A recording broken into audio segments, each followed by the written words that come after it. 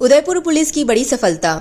History sheeter Bhupendra Rawal पर firing करने वाला मुख्य अभियुक्त पुलिस गिरफ्त में। भोपालपुरा थाना पुलिस ने मुख्य अभियुक्त के भाई को भी किया गिरफ्तार। मुख्य अभियुक्त विजय रावल सहित उसके साथियों ने भूपेंद्र रावल पर की थी फायरिंग। विजय रावल के बड़े भाई भारत रावल के ऑफिस में रची गई थी फायरिंग की साजिश। विजय रावल और भूपेंद्र रावल के बीच आपसी रंजिश के चलते विजय रावल ने की थी फायरिंग की घटना में गोली लगने के बाद भूपेंद्र हुआ था घायल। पुलिस फायरिंग में शामिल करण नाथ को पूर्व में कर चुकी है गिरफ्तार। जो हिस्ट्री शीटर भूपेंद्र रावल पर जो फायरिंग हुई थी विगत 9 तारीख को, उस संदर्भ में हमने एक मुलजिम जो करण नाथ था उसको तो 2 दिन पहले पकड़ा था, अरेस्ट किया था। इसके बाद कल जो मुख्य अभियुक्त है विजय रावल, जिसने ये पूरा जो फायरिंग कांड रचा था और इसने इसकी ही दुश्मनी थी, पारिवारिक जो भी दुश्मनी थी, तो इसको कल अरेस्ट किया है अम्बेरी के पास अमरक जी की पहाड़ियों से।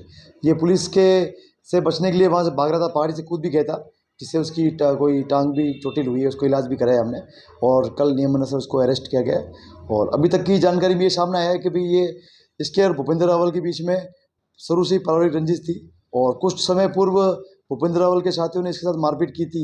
इसके बाद से ही मन में इसने प्लान कर लिया था भूपेंद्र रावल को जान से मारना है और काफ़ी टाइम से प्लानिंग करा था।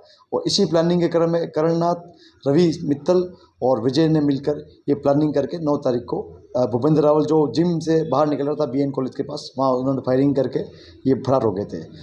फरारी के बाद श्रीमान एसपी साहब के डायरेक्शन में हम लोगों ने अलग टीम बनवाई और ये लोग की फरारी काटने के बाद इन्होंने अभी पूछताछ में बताया कि ये इंदौर, रतलाम, उज्जैन और अहमदाबाद, हिमबंदर की तरफ भाग गए थे और फिर मुखबिर की सूचना के आधार पर इनको अरेस्ट किया गया है। और इसी क्रम में जो इस षड्यंत्र में शामिल विजय रावल का सगा भाई भारत रावल, इसको भी आज पूछताछ के बाद अरेस्ट किया गया। ये भारत रावल बहुत शातिर प्रवृत्ति का है। इसने कभी भी ये शो नहीं किया कि ये इस प्लानिंग से बचने के लिए हमेशा अलग ही विजय से कम बातचीत करता था।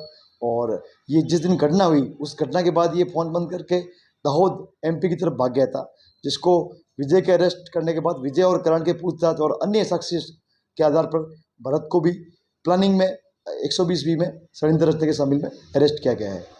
अभी इन तीनों का रिमांड प्राप्त किया है और रिमांड के दौरान हम लोग इनके पास जो पिस्टल थे, जो वाहन इन्होंने घटना में प्रयुक्त किए, उनको बरामदगी करेंगे। और भी इस वारदात में जो भी शामिल लोग हैं जिनके बारे में और भी इनको जानकारी हो सकती है, उनके बारे में भी हम अग्रिम अनुसंधान करेंगे।